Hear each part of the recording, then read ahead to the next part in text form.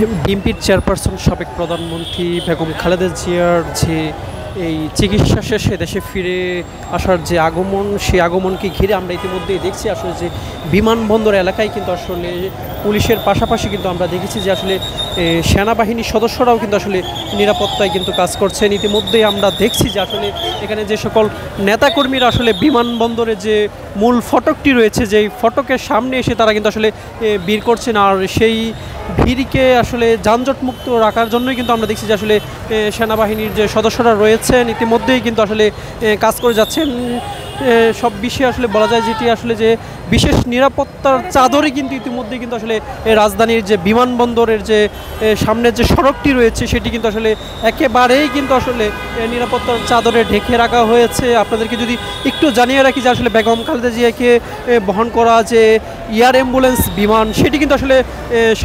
10:30টায় কিন্তু আসলে হযরত শাহজালাল আন্তর্জাতিক বিমানবন্দর এলাকা এই বিমানবন্দরে কিন্তু আসলে অবতরণ করার কথা রয়েছে, এবং সেটিকে ঘিরেই কিন্তু আমরা দেখছি যে আসলে বিমানবন্দর এলাকার আশপাশের যে সড়কগুলো রয়েছে সেই সড়কগুলোতে কিন্তু আসলে নেতাকর্মীদের যে উপচে পড়া ভিড় সেটি কিন্তু আমরা লক্ষ্য করছি। যতই সময় যাচ্ছে ততই কিন্তু আসলে নেতাকর্মীদের ভিড় বাড়ছে, আর সেই নেতাকর্মীদেরকে আসলে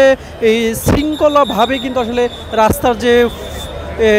ফুট ওভার ব্রিজ এবং পাশাপাশি যে ফুটপাতের যে রাস্তাগুলো রয়েছে সেই রাস্তাগুলোতে আসলে শৃঙ্খলাভাবে ধারানোর জন্য কিন্তু আমরা দেখছি যে আসলে সেনাবাহিনীর যে সদস্যরা রয়েছেন তারা কিন্তু আসলে কাজ করে যাচ্ছেন, এবং আমরা দেখছি যে আসলে নেতাকর্মীরা কিন্তু আসলে যতই সময় যাচ্ছে ততই কিন্তু আসলে নেতাকর্মীদের যে উপস্থিতি সেটি কিন্তু আসলে ক্রমান্বয়ে বৃদ্ধি পাচ্ছে, এবং সেটিকে আসলে শৃঙ্খলায় নিয়ে আসা এবং আপনার যেহেতু এটি একটি আসলে গুরুত্বপূর্ণ একটি সড়ক, সেই সড়কে যাতে কোনোভাবেই যাতে আসলে আইন যানজটের সৃষ্টি না হয় সেই লক্ষ্যে কিন্তু আসলে পুলিশের পাশাপাশি আমরা দেখছি যে আসলে সেনাবাহিনীর যে সদস্যরা রয়েছেন তারা কিন্তু আসলে কাজ করে যাচ্ছেন। এখন পর্যন্ত আমরা যে বিষয়টি লক্ষ্য করছি যে আসলে এই যানবাহনের যে নির্বিঘ্নে চলাচল সেটিকে আসলে স্বাভাবিক রাখতেই কিন্তু আসলে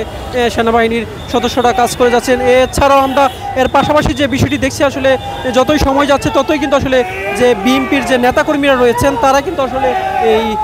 বেগম খালেদা জিয়াকে এক নজর দেখা এবং তাকে আসলে অভ্যর্থনা জানানোর জন্য কিন্তু আসলে তারা ভিড় জানাচ্ছেন, এবং কিন্তু তারা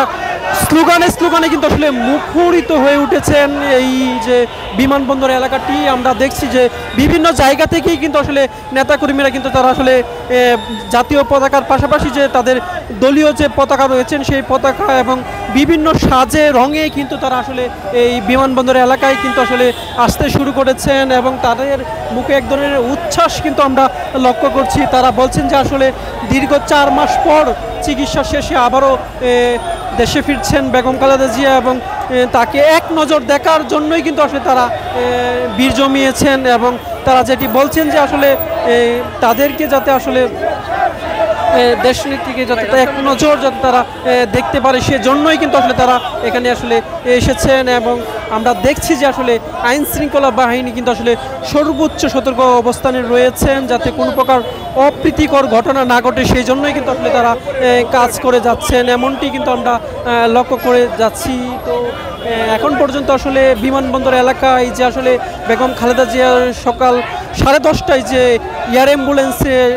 হযরত শাহজালাল আন্তর্জাতিক বিমানবন্দর যে অবতরণের কথা রয়েছে সেই অবতরণকে ঘিরে আসলে আমরা দেখছি যে আসলে বিমানবন্দর এলাকায় কিন্তু আসলে যে কড়া নিরাপত্তার যে বিষয়টি সেটি কিন্তু আসলে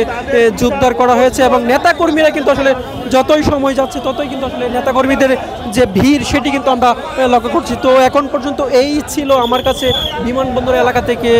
সবশেষ তথ্য।